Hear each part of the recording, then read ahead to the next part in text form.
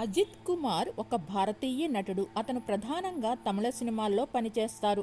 1990 తమిళ చిత్రం ఎన్ వీడు ఎన్ కన్వర్ ఒక చిన్న పాత్రతో పాటు అతని వృత్తి జీవితం 3 సంవత్సరాల తర్వాత అమరావతి 1993లో వచ్చిన ఈ సినిమాతో ప్రధానమైన నటుడిగా అరంగేట్రం చేయడంతో పాటు ఒక మోస్తరు విజయం సాధించడానికి ఆ చిత్రం అతనికి మరిన్ని మోడలింగ్ పనులను పొందటానికి సహాయపడింది. అదే సంవత్సరం అతను ప్రేమ పుస్తకంలో దానిని అనుసరించాడు. ఇది ఇప్పటి వరకు అతని ఏకైక తెలుగు చిత్రం.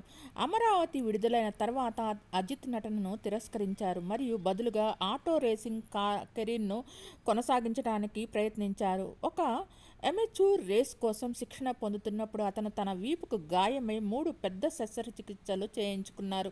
అతను 1.5 సంవత్సరం మంచం మీద ఉన్నారు. గాయం నుండి కోలుకున్న తర్వాత అతను పాసా మల్లర్ అనే 1994 వచ్చిన ఈ సినిమా, పవిత్ర 1994 వచ్చిన ఈ చిత్రాల్లో సహాయక పాత్రలు పోషించారు. దీని తర్వాత అతను విజయ్తో కలిసి రాజవిన్ పర్వాయిలే 1995లో నటించారు. అదే సంవత్సరం అతను రొమాంటిక్ థ్రిల్లర్ అసైతో తన విజయాన్ని సాధించాడు. అతని నటన అతని విమర్శకుల ప్రశంసలు తెచ్చిపెట్టింది మరియు తమిళంలో ఒక వర్ధమాన నటుడిగా స్థిరపడ్డారు.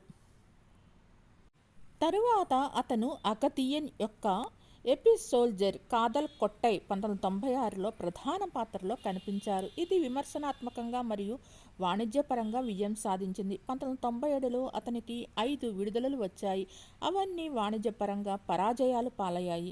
ఎస్జే సూర్య యొక్క వాలి 1999లో వచ్చిన అజిత్ ఈ సినిమాలో కవల సోదరులుగా ద్వంద్వ చిత్రీకరణలో పాల్గొన్నారు. ఒకరు చెవిటి మూగ. అతనికి ఉత్తమ తమిళ నటుడిగా అతని మొదటి ఫిలింఫేర్ అవార్డును అందుకున్నారు. ఆ చిత్రంలో అతని నటనకు ఆకర్షితుడైన రాజీవ్ మీనన్ అజిత్ను కండు కొండైన్ 2000 సంవత్సరంలో వచ్చిన ఈ చిత్రంలో సమిష్టి నాటకంలో నటించారు. ఇది వాణిజ్యపరంగా మరియు విమర్శనాత్మకంగా కూడా విజయవంతమైంది. మరుసటి సంవత్సరం అతను తొలి దర్శకుడు ఏఆర్ మురుగదాస్తో కలిసి యాక్షన్ చిత్రం ధీనాలో పనిచేశారు. ఈ చిత్రం యాక్షన్ హీరోగా అతని ఖ్యాతిని స్థాపించడంలో విజయవంతమైంది మరియు అతని తల నాయకుడు అనే మారుపేరును సంపాదించి పెట్టింది. హీరోగా అతని ఖ్యాతిని స్థాపించడంలో విజయవంతమైంది. సిటిజన్ 2001లో అనే వచ్చిన ఈ సినిమాలో విజిలెంట్ సినిమాలో ద్విపాత్రాభినయం చేసి విమర్శకుల ప్రశంసలు అందుకున్నారు మరియు ఆ సినిమా వాణిజ్యపరంగా విజయవంతమైంది. మరియు పూవెల్లం ఉన్ వాసం అనే డ్రామాకు ఫిల్మ్ఫేర్లో ఉత్తమ నటుడిగా నామినేషన్ పొందారు. ఆ సంవత్సరంలో అతను చివరి విడుదల సంతోష్ శివన్ యొక్క హిందీ చిత్రం అశోక. ఇందులో అతను షారుఖ్ ఖాన్ సరసన ఒక చిన్న వ్యతిరేకి పాత్ర పోషించారు.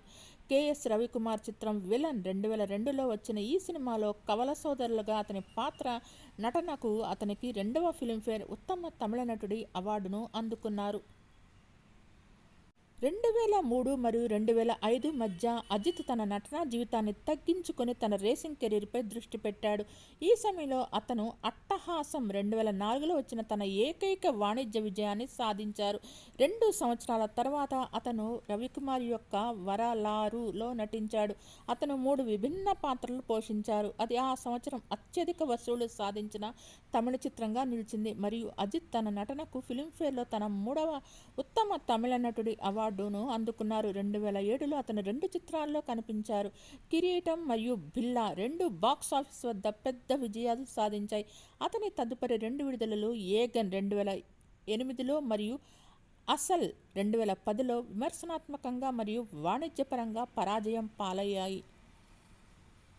వెంకట ప్రభు నటించిన మంఖదా చిత్రంలో అజిత్ ఒక యాంటీ హీరోగా నటించాడు. డబ్బు కోసం ఆలోచించే సస్పెండ్ చేయబడిన పోలీస్ అధికారిగా ఆ తమిళ సంవత్సరం విడుదల అయ్యి అది అతిపెద్ద ఓపెనింగ్ ప్రారంభించింది మరియు అప్పటి వరకు అజిత్కు అతిపెద్ద వాణిజ్య విజయంగా నిలిచింది. అతని తదుపరి విడుదల తమిళ సినిమా యొక్క మొదటి సీక్వెల్ అయిన బిల్లా 2012లో మిశ్రమ సమీక్షలను అందుకుంది. ఆ తర్వాత అతను మల్టీస్టారర్ చిత్రం ప్రారంభం 2013లో మరియు శివ మసాలా చిత్రం వీరం 2014లో విజయం సాధించాడు. 2 వాణిజ్యపరంగా విజయవంతమైన 2015లో క్రైమ్ థ్రిల్లర్ ఎన్నై ఆరిందాల్ కోసం అతను గౌతమ్ వాసుదేవ్ మేనన్తో కలిసి పనిచేశారు.